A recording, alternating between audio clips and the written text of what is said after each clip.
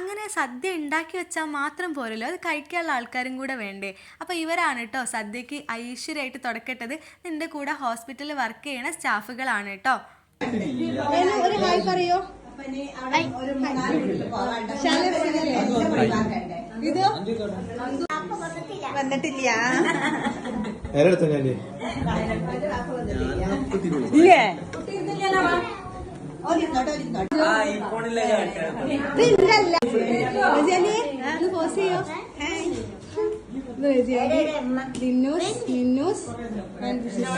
രാവിലെ നമ്മള്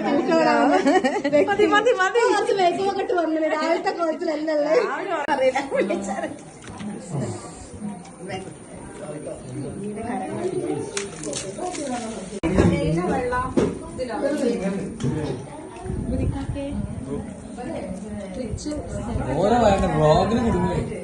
ഓ എന്തൊരഭിനയം, എന്തൊരഭിനയം.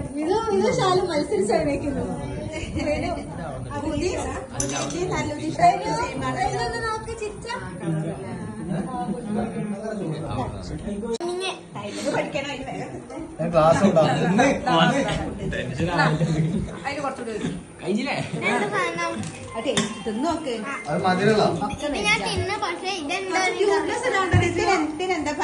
അപ്പോൾ ഇതൊക്കെ എല്ലാ കൊല്ലത്തെയും ഓണത്തിനും വിഷുവിനും, അതായത് നമുക്ക് ഓണം വിഷു ഒക്കെ ഉണ്ടെന്നുണ്ടെങ്കിൽ കാണുന്ന കലാപരിപാടികളാണ് കേട്ടോ.